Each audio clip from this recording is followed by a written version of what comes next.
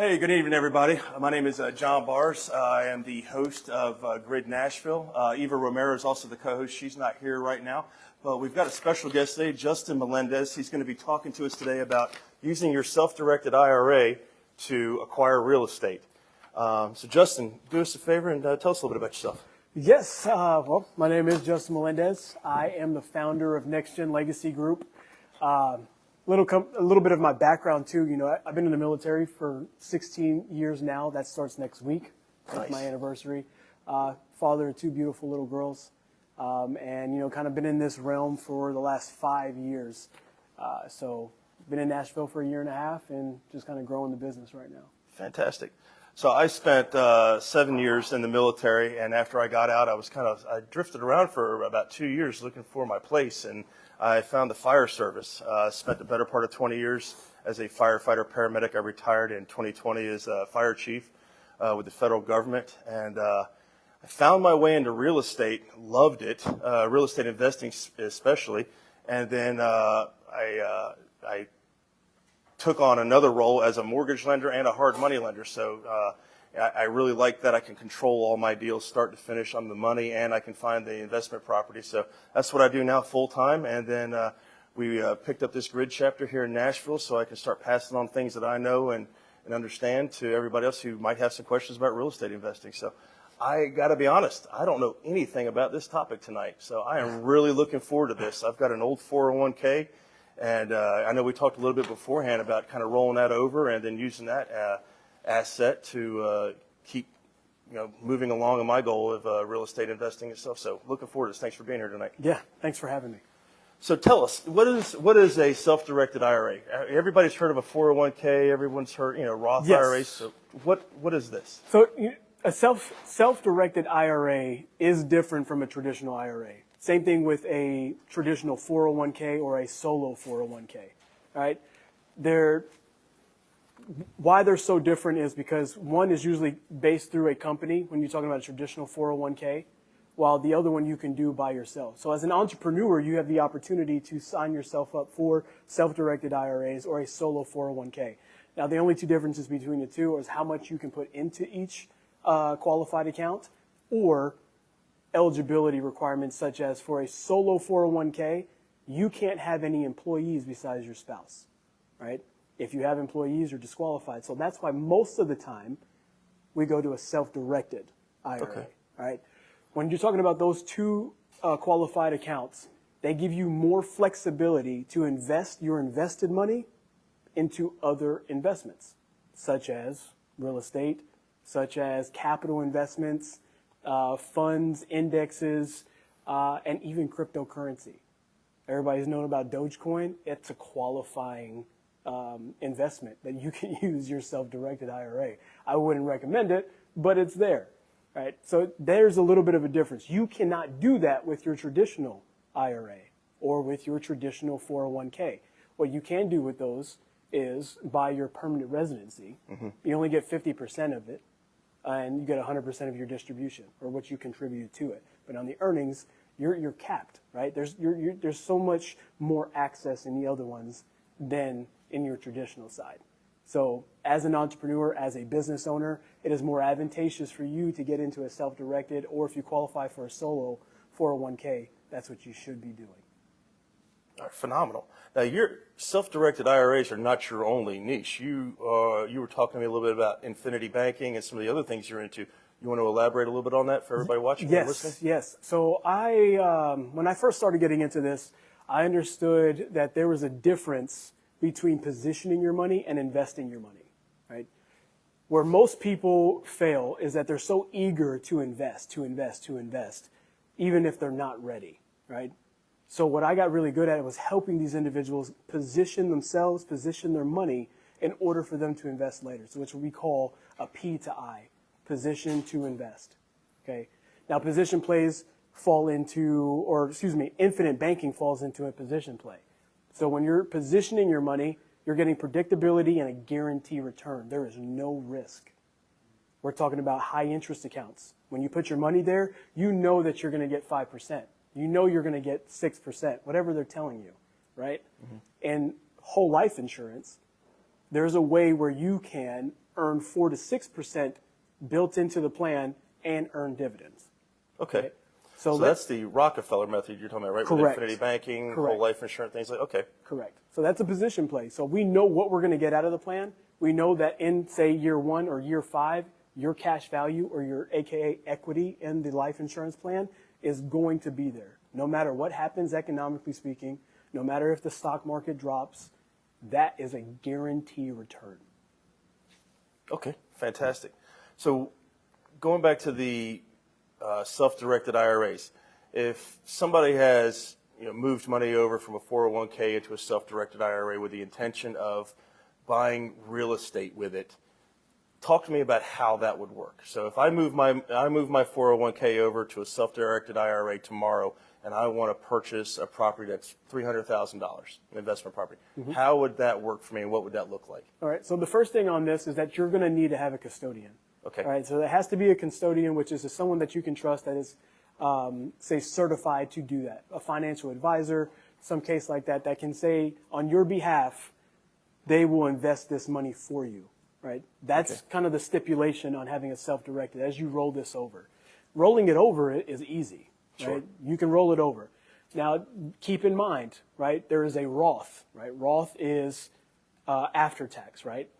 And then your regular traditional, your self-directed or your solo 401k, those are pre-tax, okay? So you're in tax deferred. So you're not going to want to roll a pre-tax plan into a Roth. You're going to get hit with taxes. You're going to get hit with some other fees on that. So we kind of want to roll it into the same kind of setup and systems on that. But once we do, all you're doing, you as the individual that rolled the money, you find the property, all you do is tell the custodian, hey, this is where I want this money invested. All right, great. We're going to write up agreement or a promissory note. We know what the return's going to be. And then from there, he just does the rest. You really don't have to do much but find the opportunities. Okay. Let myself and my partner, we do everything else. All right, so I find a property I want to purchase. I call you up, say, hey, here's the property I want to buy. These are the numbers. This is what I'm thinking. You just write me a check for that, or Yeah. okay. Pretty So much. you write me a check for the $300,000. It comes out of there. Are there any penalties for pulling that money out? No. Any tax implications? Now we need to give you a caveat here, a little disclaimer.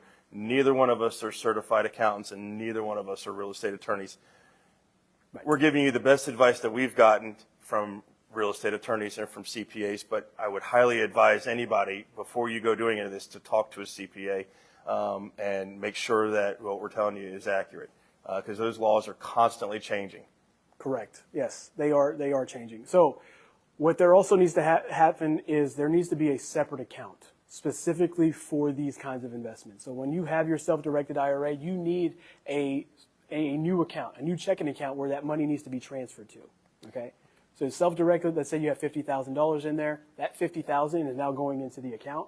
Okay. That custodian is going to take that $50,000 and go purchase that property. We're just going to send it to whoever we need to get whatever that investment opportunity is. Is that the only thing that account can be used for? Correct. Okay, Yes. so it needs to be a standalone. It cannot be interfered if you have other real estate properties. It has to be on the its income own. coming from my other rental properties can't go into that same account. Correct. Okay, all right, something that's good to know.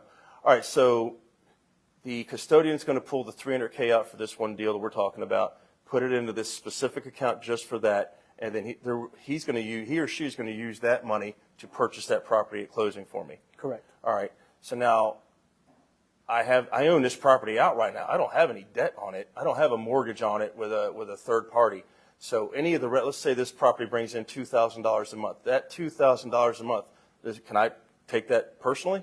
Is that my money? No. Okay. So that's the other stipulation on this, right? The borrowed money has to be paid back first. So as you're earning, say, still a cash flow, you're earning $2,000, it's going to go back into that same account where we pulled the money from, and then it's going to be refunded back to the IRA or the self-directed IRA. But once the borrowed money is paid back, then you're good.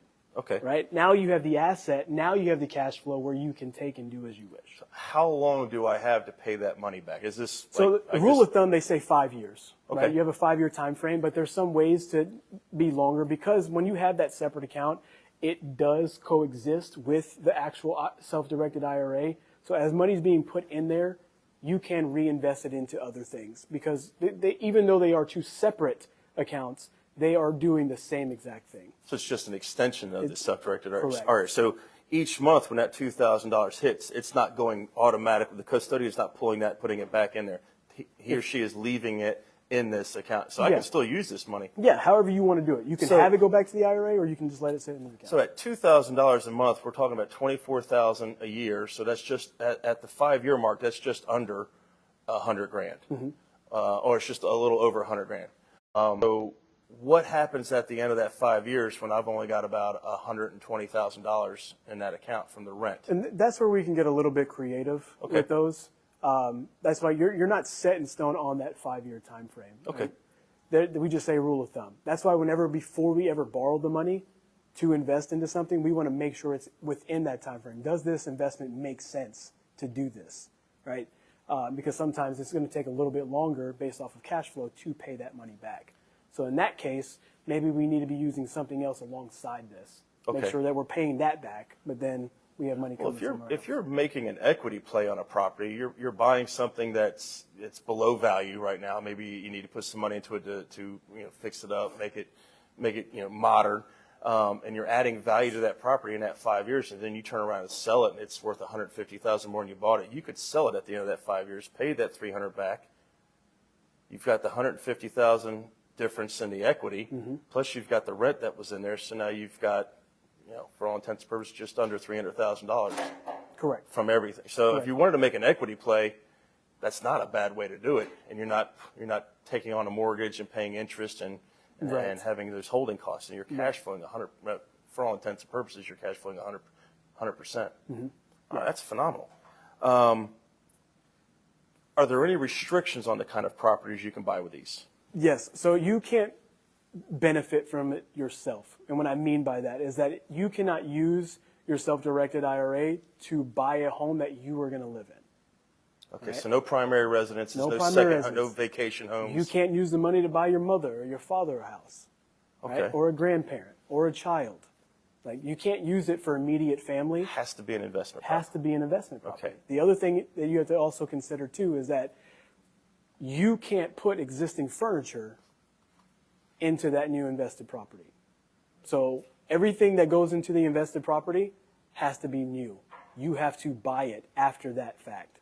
So if you have an extra couch sitting in your garage, you want to put it in that property, you can't do it. Okay, so if you were buying it and you needed to have it fully furnished for like a short-term rental, you need to add that budget into the cost. Correct. Now, does the money for the furniture need to come out of the self-directed IRA, or can I use that out of my own discretionary funds? But I mean, we can, again, get creative. We can get creative with that. Okay. All right, well, just something to think about. I mean, if you're buying it for a long-term rental, you're not going to furnish it, but if you're buying it for a short-term rental, then that's something you're going to need to keep in mind. Yes. Okay. So tax-wise, the income that's coming in from the rental property, I know it's going back into that account. What are the tax implications on it? Are there any on that? Yes. So depending, like I mentioned before, if you have a Roth set up, so there is such thing as a self-directed Roth IRA or even a solo Roth 401k, right? So if you're rolling it into a Roth play, then there is no taxes, right? Okay. Because it's part of the Roth system. Now, if it's not, if you rolled it from a traditional standpoint, a traditional 401k or a traditional IRA, then it's going to be tax deferred. Okay. Now, if you are just getting started, you don't have any of this set up, right? If you're just getting started, I would advise you to do a Roth play. If you are the only person part of your business, focus on a solo 401k, a solo 401 Roth or a Roth 401k, right? Because you want that money to grow tax-free. Sure. Right? We want that to grow tax-free. But if you don't have a choice and you have to roll it into a more tax-deferred option, then we're okay there too, because the more real estate you have later in the game, we can offset a lot of things to make it look like you didn't make anything, so you don't pay any taxes. But if somebody was very interested in this, they could always talk to you offline after all this, and you could give them some guidance on how to get started, where to initially start their investments and things like that, right? Yes, absolutely. Right. We'll have all of your contact information on the last slide once we get done. And folks, if you know me, you can always reach out to me, and I'll make sure to pass Justyn's information along to you. So I'm always thinking worst case scenario. So worst case scenario, the lightning strikes the house, catches fire, it's total loss. I've got insurance on the property. Now, does the insurance need to pay the IRA back, or does? Okay, so Yes. we need to put the IRA as the beneficiary of the insurance policy, or how does that work? No, you can still be on that as on the insurance policy. Okay. That. They just need to know that the money's going to go straight there.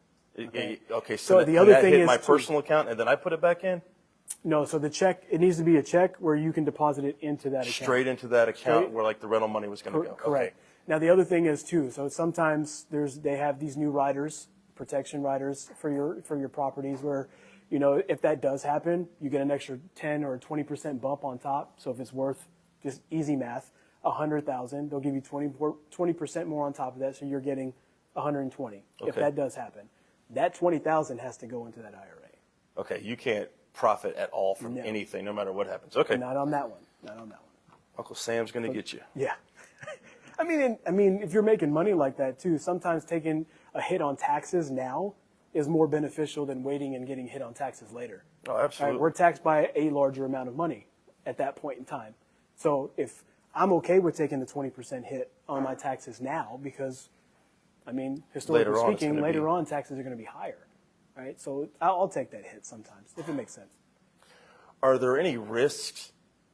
I mean, obviously, when you pull that money out, you're not getting the 5 or 6% dividend on it, right? On If you leave which one? if you leave it in the self-directed Roth IRA, you were talking about you're pretty much guaranteed a 5 or 6% return on that money, right? Correct. And as but- soon as I pull it out, I'm not getting that Correct. gain on there. Okay. Right. So what are some of the risks or pitfalls with doing this method? Well, it would say that the property that you thought was going to be a cash flow for you ends up not being the case. Okay. Right? Because now it's on you to make up that difference. You got to pay that loan back. You got to pay that borrowed money back somehow. We're banking on the real estate opportunity doing that for us. But if something falls through, life happens, and Sure. that stuff does happen. Rental market tanks. I can't get it rented. Correct. Then you have to figure out a way to pay that money back, right? So it's still on you. That is the risk that you're taking. That's why we get very strategic on the reason why we're going to use this in the So you need to first make place. sure your numbers are really tight. Correct. You need to Correct. know. Okay. So if your margins are real tight on the property, it's probably not best to use this. You want some pretty decent returns that are going to be coming in on Yeah, this. right. And that's why there's other options such as capital plays. Like if you want to do a capital investment while the market, recovers itself, we can do that. Right? I have partnerships that have these opportunities where we can, knock off a good 10%, sometimes 8% on the annual base, and you can wait until the market comes back up, and then now we start investing in real estate again. So there's Right. options.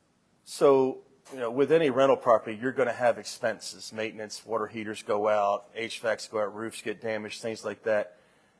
When it comes to paying for the repairs for that, how does that work on a property that's been purchased with your IRA? Same. The So same. that money has to come out of the... It's the same, and you can correct me if I'm wrong. But what I've got into is that everything has to be from this account. Okay. So we would pay for those repairs out of the account where the rent's going to. So Correct. nothing can come from me, my personal expenses Right. to pay for that. Okay.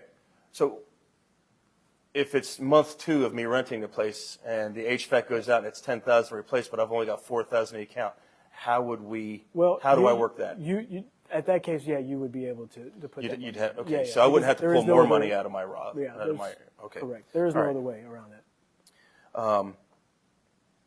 How hard is it to pull the money out to purchase property? Like, what are we talking about as far as the time frame? Because with investment properties, they can pop up and be gone in the same day. So, a lot of times you need to be able to move fast. Yeah, How fast could we move on something like this? It's just a check. That's it. So I call the custodian that's- of the account, say, hey, a wholesaler just sent me this. They're showing it at 1 o'clock. It looks like it's going to be a multiple offer situation. I need to know how much I'm thinking 300, but it might go up to 325. I'll make a phone call. He can have a check to me that day. Yeah, we can say 24 to 48 hours. Nice. Okay. Right. All right. Because you still have to have the promissory note on there. We need to understand what's going on. Sure. What's the return going to be, and that it's in writing. So it'd be best to talk to the custodian, tell them what your strategy is and what you're looking at so Right. they can be prepared for that phone call when it comes in. Okay. Right.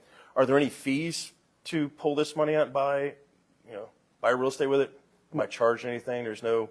No, I mean, you're going to have a small fee, and that's going to be between you and that custodian. What does that run typically? I mean, what's ballpark? And you're looking at a couple points, really. Okay. So now, it points on the loan? Yeah, but it depends on the investment opportunity. So like, let's say the custodian also, wants to fund a much larger account with you or for you, right? You don't have enough money on that. There may be some more negotiating happening where, because that custodian is putting more of their profit into it, the more of their liquid net, then they may want a little bit more in return on that. So it just depends. But if you're just using their money to do it, then it's It's not much. Okay. I mean, because if you're talking about a $300,000 and you're saying 2 points, I mean that's $6,000 that's coming out. So I mean that's something to take into consideration. Is that a small? That's not a small chunk of change just to give away. You're absolutely right, but at the same time, you wouldn't be able to do it without. Everything costs money. Right. Yeah. Okay. So the custodian, talk to me about that. What is their role in all this? So they're managing. Now it's a self-directed IRA, so I'm telling them what I want to invest in. Right. So that's pretty much it. That's the rules that we have to just abide by. It says that a custodian has to be involved for these kinds of things. So now, are you a custodian, or is there? I am not. My partner is. Okay. In the back right now. Hi, partner. My partner. But him and his team, they handle all of that. But like I said before, what they're doing is they're setting it all up for you. Right? Okay. As the investor, right? All you need to do is have the funds. We set the self-directed up. We transfer the money into that account, and then you go find that property. Okay. Now, does the custodian set up the separate account, or is that something I need to do myself and have set up ahead of time? I mean, if you want them to, they can. You can do it simultaneously, or you can set up yourself, and then they manage the rest. Okay. All right. Are there any prohibited transactions with this self-directed IRA? Are there anything, like if I wanted to buy a commercial property, I wanted to go buy one of these boring businesses that Cody Sanchez is always talking about, like a laundromat or a car wash? Can I buy something like that? So if it's a qualified investment, which is pretty much anything besides life insurance, fine art, and rugs. Rugs cost money, right? But the reason why on whole life, my eye on this carpet, and this is what I try to tell people a lot of too. Like when we're talking about whole life insurance in general, because there's so many advantageous things that you can do within it, right? So they don't want you to kind of double dip there. The other thing is on fine art and rugs, those are subjective. Like we can buy something for $5,000, hold it for 12 months, get it appraised, and that appraiser will say, "Oh, it's worth 15 now." Who's really checking it? So they know we are capable of doing this, and we can use that as a write-off sometimes. If we donate the full, 15 of the rug that's worth 15. So there's ways to do that on the tax side, but they know these things exist, so they're like, we're not going to let you do it. So those are like the three big ones. But majority of the time, like you can invest that money. Okay. So dogs playing poker, I can't buy that. All right. Okay. I always like that, Art. You can, just not with your IRA. So the infinity banking and the whole life insurance is really intriguing because I've read about the Rockefellers and the Carnegies and how they have built their wealth, and it's always fascinated me. Can you go into a little bit more about that? Yes, I can. And only if you want to. No, I can. I love this. This is one of my passions. You can go to the next slide on this. Oh, you already had. All right, I like it. So first off, talking about infinite banking. This is a concept that you're using permanent life insurance, typically whole. When we're talking about something quick, real estate, capital investments, things like that, we want access to our money immediately. And so whole life insurance gives you that ability to do that if you set it up correctly, right? So what it does, though, it's going to provide you a guarantee, right? You're getting tax-free growth, which is huge on this. So everything that's growing within this policy is growing tax-free. You have access to leverage it towards real estate, towards a business opportunity, towards a capital investment. You can leverage this money for anything you want. If you just need it because you have hard time, you can borrow that money for that, right? All right. But you're also getting death benefit out of this. So that's all most people knew about when they think about life insurance, right? It's more morbid conversation. Well, it's a death benefit. My family gets to reap the benefit off of it. Well, that's not necessarily true because it does have a living benefit side. You have a cash value that's built, which we call equity, that's built into the plan. And then in some cases, most carriers will pay out a dividend on these. All right. So if you go to the next slide, this is kind of the breakdown on this. If you don't mind me standing up, Go ahead. let me go ahead and do this. I'm going to move this chair out of the way because this gets real. Oh, he's getting into it now. Yeah, I I'm like getting this. into it. Now we're fired up. All right. So obviously you're the individual here. You have the life insurance policy. All right. The life insurance policy is doing a couple of things. I just talked about it. It's creating a cash value. You're getting anywhere from 4 to 6% on this. You have your death benefit, the insurance coverage, what we call the cost of insurance, right? And part of that comes from the premium. So let's say you have a $500,000 plan, all right? $500,000 based off of your age, gender, and health at that point in time, it costs you $150, all right? That's the cost of insurance for the plan. But you're going to put in $500. Your premium is $500. That means that $350 of it is now building towards cash value and collecting dividends, right? So after a point in time, whether it's year one, if you're aggressive up front and putting lump subs into this policy, or you're putting monthly contributions into it, we might need to touch it in 3 to 5 years. At that point, when it builds that cash value, you can leverage it into something else. Now, here's the beautiful part of it. If you have, say, $10,000 or $20,000 that's built into this plan and you want to leverage that money, okay, you're going to be able to leverage 90% of this. That money technically does not leave. So it's still going to earn you dividends every single year. So I pulled 90% out, use it to buy an investment property. It's like the money never even left. Correct. I'm still building dividends on that money while my real estate that I've purchased with it is also appreciating and cash flowing for me. Exactly. They are going to cut the check. They are going to take the risk. Now, obviously, there's going to be a little bit of an interest fee, right, to borrow the money from them. But it's going to be less than what a bank is going to charge you, okay? So when you do that, now you're getting to double dip. Now that invested money over here that you just leveraged has come over here for whatever the capital investment, the business startup, or a real estate opportunity. You're going to flip that money. Once you make a profit, you're going to start paying it back just like you would in your self-directed IRA or in your solo 401k. Right? It's the same concept when we're talking about leveraging and borrowing money for other opportunities. I preach this all the time. Like, there's 3 things that I think about before I ever position or invest my money. It's the rule of 72, which tells me how quick my money is going to double. That's based off of the interest rate. Accessibility. How much access will I have to that money once I invest it, once it's put here? And then the last is tax implications. Will I be taxed now? Will I be taxed later? Will I be taxed never? And if I can check 2 out of 3 of those boxes, obviously we want to check all 3, but if I can check 2 of them, it's a good investment. But that's kind of how the concept works. Now, to add to this, the Rockefeller method or the waterfall method that the Rockefeller family used, they added a trust to be involved. So the trust is actually the beneficiary of the life insurance policy. So as they had a crap ton of money, they were able to do this at a much larger scale. But it doesn't mean you can't do it at a lower scale. But for them, as that cash flow and dividends was building, the family could borrow money from the trust. Obviously, that family member has to pay that back. Either they pay it back within their lifetime or their life insurance paid their loan. And then they put the money back in here. So if they had a $1.5 million plan and they only owed $500,000 back to the trust, well then that loan got paid off and now the trust is $1 million richer. And it's happened after generation after generation after generation. This is a concept I have for my family and for my kids. I'm not going to reap the benefit from it, No. right?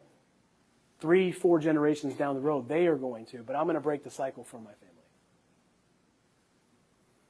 So this is something you wouldn't do just for yourself. You can actually take out a whole life insurance on your kids, other family members. Right. And if you put it in a trust, then people start to pass, all of that money goes into the trust, but the family themselves, do they need to be, so how would that work? A family member, one of my sons wants to pull money out of the trust or out of the whole life insurance So you have a policy. trustee, Okay. which is pretty much the director of this trust. Okay. Right?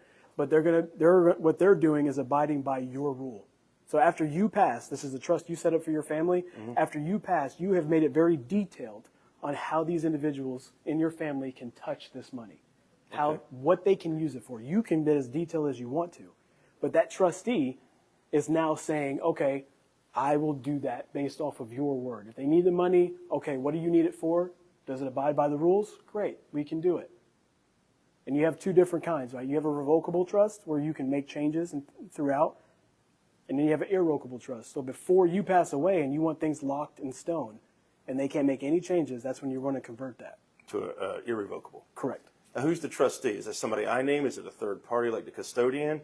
No, it'll be somebody you want that you trust. Okay. Because also that trustee is going to get a fee to manage this. You're going to pay them to do this, right? Whether it's a spouse, like you can do that too, or if you have someone designated as a secondary trustee, you're going to want these down the line, like a chain of command. Okay. Right? So who is typically a trustee? Is it a family member or is it a CPA? Is it? No, I would say more a family member or a very close friend. Okay. That wants to take on that really close friend. responsibility.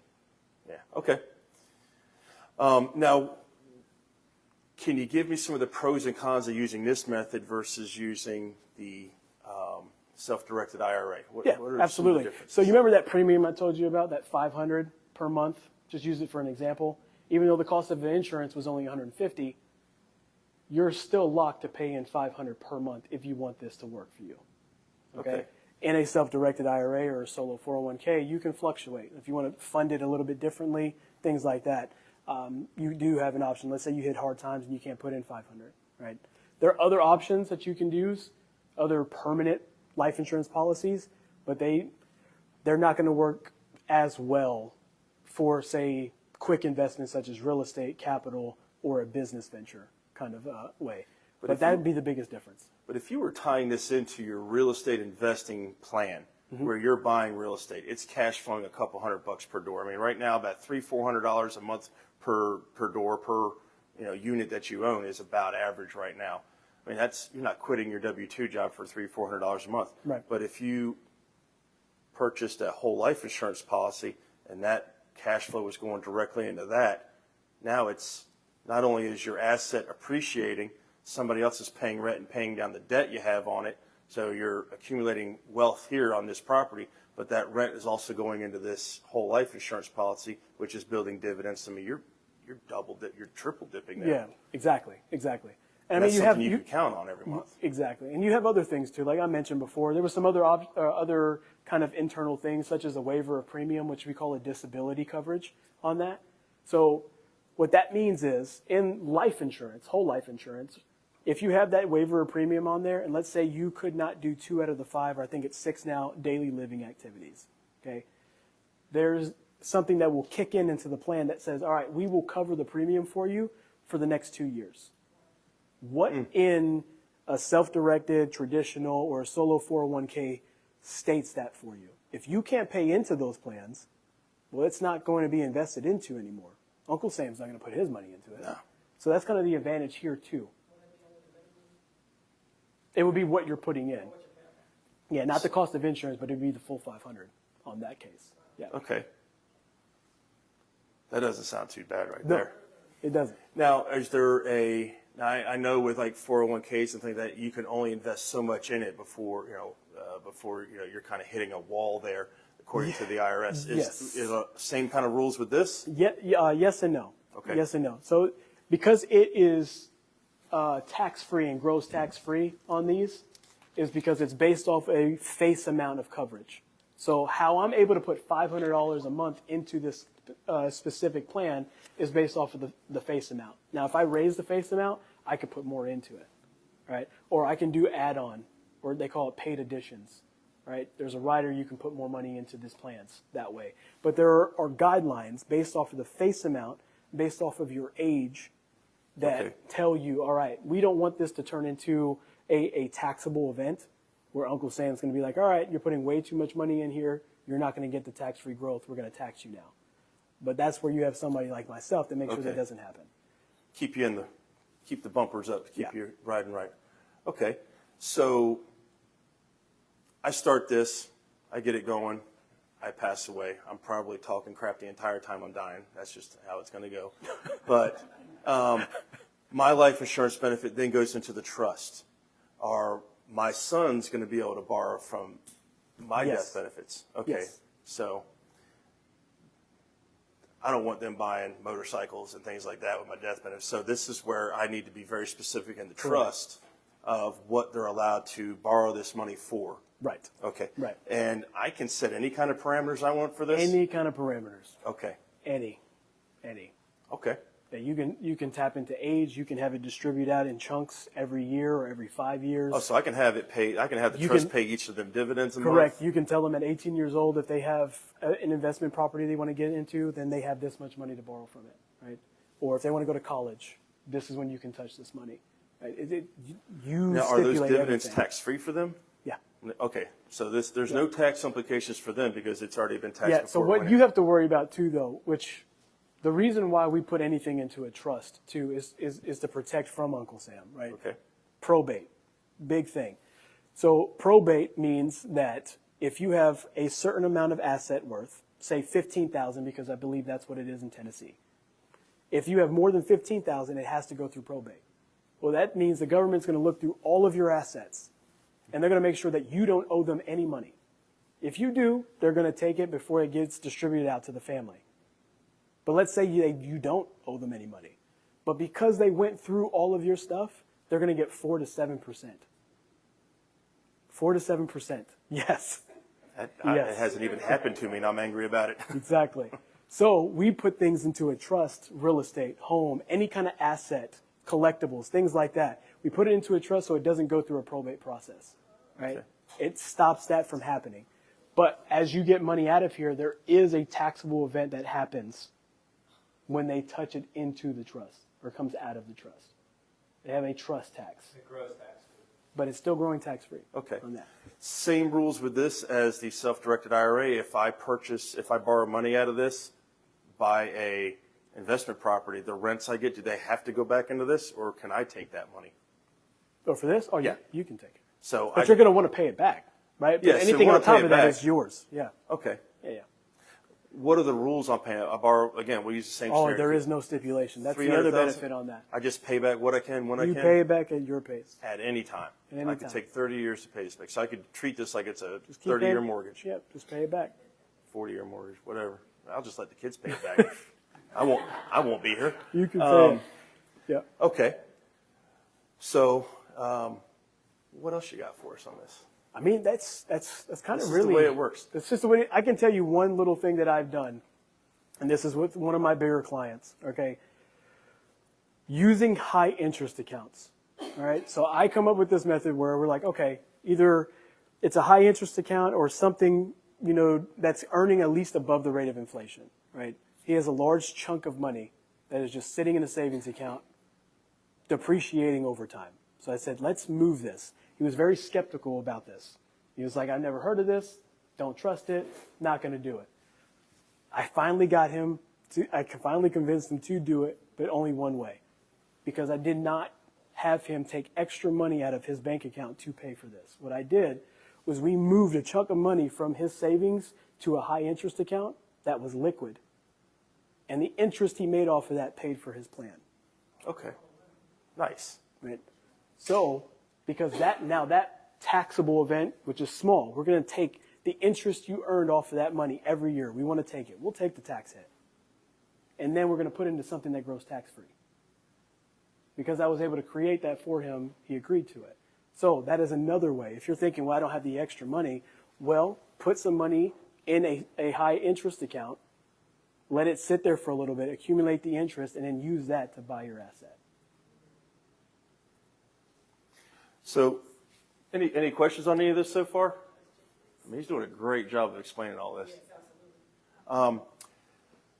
So what is your I mean, if I told you I've got this 401k, I mean, what would be more beneficial for me? Would it be to roll that over into a self-directed IRA and then finance? It sounds like this is the play to make right here. I mean, this is one of the This is plays. a long-term play right here for generations. This isn't just for me either.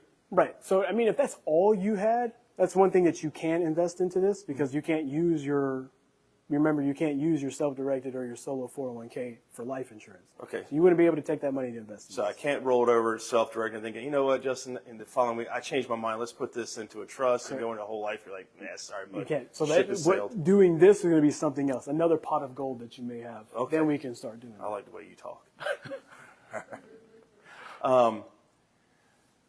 So I walk into your office tomorrow. I'm like, you know what? I want to do the Rockefeller method. I want to do the waterfall method for my family. How do you get started in this? So we sit down, we look at my age. I turn 50 next week.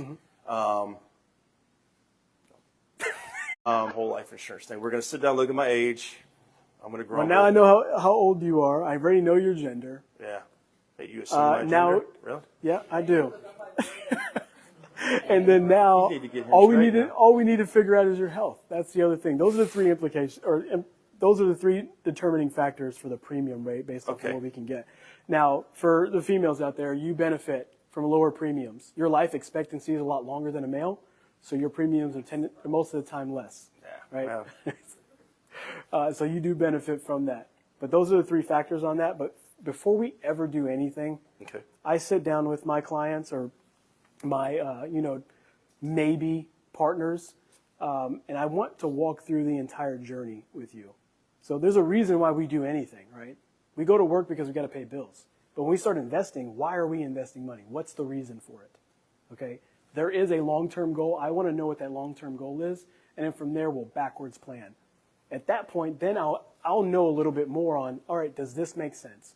Does self-directed make sense? Does something else make sense, right? Okay. And at that point, we can paint the picture together. And I'm very thorough on everything that I do because the last thing I ever want to hear come out of your mouth is, why didn't you tell me this? Yeah. That's real estate. Same thing. You don't want to Okay. hear it. You're like, yeah, So that's a you bad will day. know exactly what you're getting yourself into with me. Okay. And if it doesn't fit you, don't worry. I'm not going to pressure you. So you're talking about the premiums. So talk to me about what you can get for whole life insurance versus the premium. I mean, you mentioned $500 a month. If I've got $500 a month disposable money, I don't know what to do with it. The wife doesn't know, she doesn't need any more Louboutin shoes. She's like, yeah, I got a closet full. What could I get for $500 a month? 50-year-old guy, semi-decent health, I'll just fib to Do you know the beautiful part about this concept is it doesn't matter about the death benefit. Yes, there has to be a reason to get the life insurance policy, right? There has to be what we call, like, do you qualify for this? Like, what's Okay. the reasoning to get life insurance? But it's based off of how much you can put into it, because what you put into it is what we're going to use for something else. So when we're saying $500 and that's all you can do, I'm going to build it out around the 500, not necessarily a death benefit. We're Okay, gonna so get I a death can't benefit. borrow the whole death benefit week one after Correct. starting. Okay, so Correct. You're all only right. borrowing money from the cash value built, which is a portion of the premium that you're paying. Okay, so there's And dividends on the, okay, all right. Correct. So I buy a $5 million policy. I can't go pull $5 million out Correct, next no. week, hit Vegas, and they go, oh, I'm sorry, Right. man. Right. Okay. Yeah, all right. because it's not, you're not borrowing from the face amount at the Glad you beginning. told me that. Yeah. Not from the face amount at the beginning. You're borrowing from the extra money that you're putting into the plan. Okay. So that's why in these kind of setups, putting chunks, lump sums of money on an annual basis work better. But if you're going to do monthly contributions, also it needs to fit what you're wanting to do it for. Okay? So let's say it's $1,000 a month, right? Well, I'm going to build it out so that year one or year two, you have at least 60 to 70% in cash value to be Okay. using towards another opportunity. So I'm not pigeonholed into just doing monthly premiums. I mean, I'm in real estate, so I also do lending, so I get big commission checks. Well, I get commission checks. Mm-hmm. We won't talk about how big. So I'm not pigeonholed into just $500 a month or whatever the monthly. In If this plan- I could say I've got a $10,000 commission check, I want to put it in there. So for this plan specifically, Yeah. you are locked into the initial premium that you want to put in or Okay. in the structure. If you start a monthly on this, we can change it to annual, and you can only put that much into it. Okay, so if we had it as we- an annual thing, I just have to hit that annual mark at some point Correct. in the year. If you're wanting to put more into it, then we have to go through underwriting again so we can increase the face amount and add Okay. more of a paid addition on that. So what I'm saying is if we know this money's coming in, right, if whatever we have, it's very easy just to do another plan, right? let's keep this one for a certain purpose, and let's just open up another one.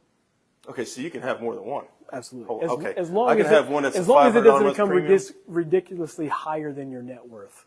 That's the biggest Okay. thing. So if you want to know how much you qualify for, I'm going to give you an easy baseline to figure this out. Okay, you're going to take your current salary, what you make right now on an annual basis, and you're going to times it by the number of years you plan on working.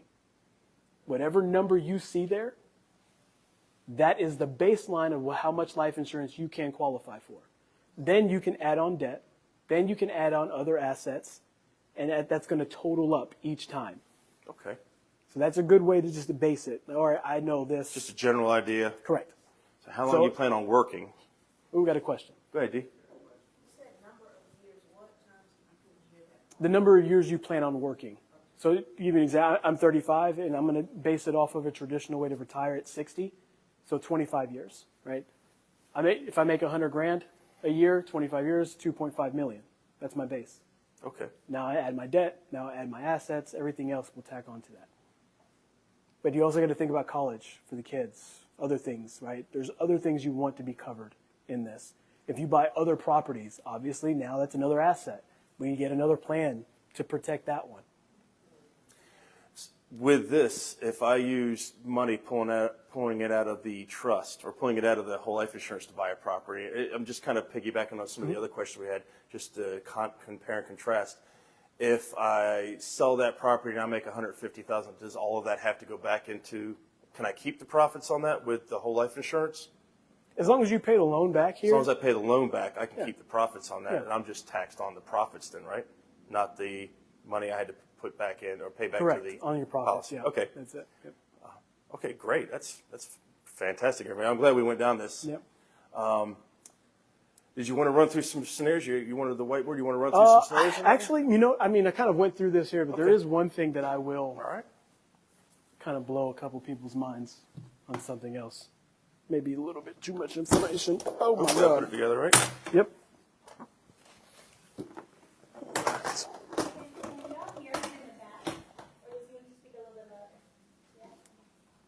Okay. I've never had anybody say they've had trouble hearing me. So if you How many need me to business owners do we have in here? Okay. Now, out of the business owners in here, how many of you have kids? All right. And the ones that have kids, how many of your kids are employees within your business? Oh yeah, Okay. $12,500 All right, I'm gonna a show year. you. I'm going to show you something. Okay. All right. So this is the setup that I have. Right now, I believe you can pay $14,800.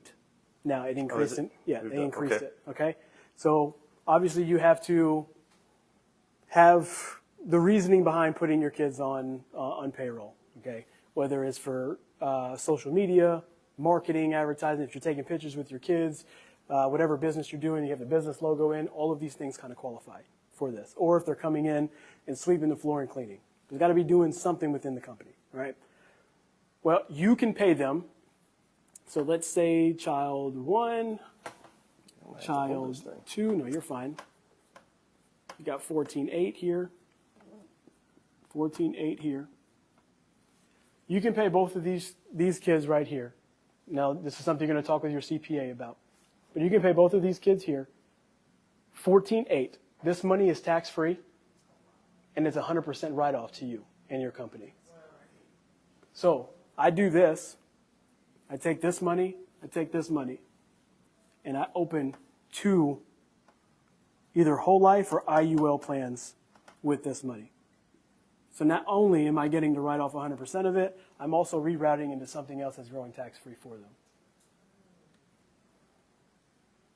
Are you putting all this into a trust as well? Yeah. These fall It's under- not going to go. This is not going into the trust, but the trust is the beneficiary of the plan. Okay. That's what I was. Okay. Yeah. On these, everything on here. Now, you don't have to put the full 1480. You can get creative. You can open up an IRA for them where you can put additional money in that's also tax-free. And you can add on to this number. But this right here is the base pay that you can pay someone that's tax-free. So you can do this with your kids. Write it off 100%, then reroute it into something else here that's going to grow tax-free. The benefit on that is because my kids are at the youngest age as there ever be. They're at the healthiest point that they'll ever be, and they're both females. So they get a very, very low premium rate. Well, that's phenomenal. All right. And then you, me, parent, I get to use the cash value and dividends that are building into these plans for whatever I want, because I'm the policy owner. They're just the policy holder. Now, my sons are all in their 20s. Does it matter what their age is? 18. 18. Okay, once they hit 18? Yeah, once they hit 18, you can't do nothing. You can't. At that point. All right. Or I think there's like a 4-year edition if they're in college, okay. something like that. All right. But after that, they're grown. They're just grown. Okay. They're just grown. So they just lose all value to me. Right. Okay. Well, tell them that when they call and ask for money. But the thing is, I don't have to use the money, the cash value that's building in here, but I can for other asset opportunities, real estate, capital, whatever it may be, and then I can put it back into their plan. And then when they come of age, say 18 years old, I can just transfer the policy to them, and then it's theirs. So once they're 18 or 22, depending on whether they go to college or not, they then own that whole life policy. You can do that, or how many of you, I don't know, like what was it, Gerber Life? I think my grandmother had one on me for a long time, but she still owned it. She just decided to pay it forever. Gotcha. Okay. So you don't lose ownership of that whole life policy just because they come of age. It's still falling under where the trust is the beneficiary. You're still Correct. Rocking and rolling with it. Okay. Correct. And the beautiful part about these things too is that you don't have to pay for it for the rest of your life either. We can set it up where we can do a 10 or a 20 pay, 15 pay, right? Okay. 7-year pay, where we can build it out however you want. So after, say, 10 years, you put premiums into it, it's paid up. You don't have to put another dollar in it. It's going to continue to grow for you. Now, you can't do this. You can't do the 14.8 after they come of age, but you can still, I could still buy whole life insurance policies for my boys. Absolutely. Okay. Yeah, you can buy them, absolutely, as long as there's a reason. Okay, so they have to be a direct family member to do this?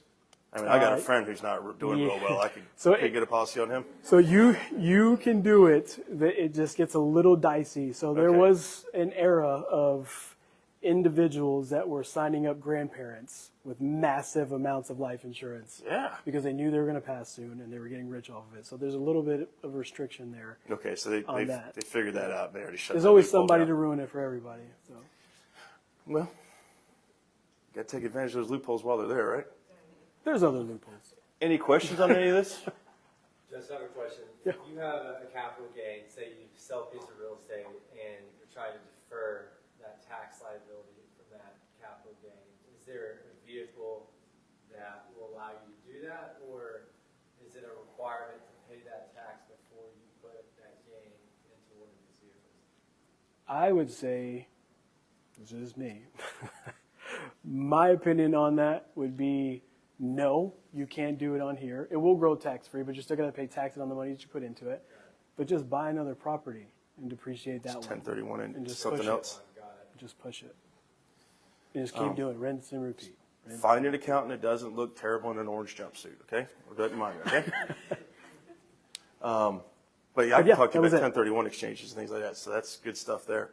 But no, I appreciate you explaining that because number one, the numbers have gone up from what I understand. But that's great information to have.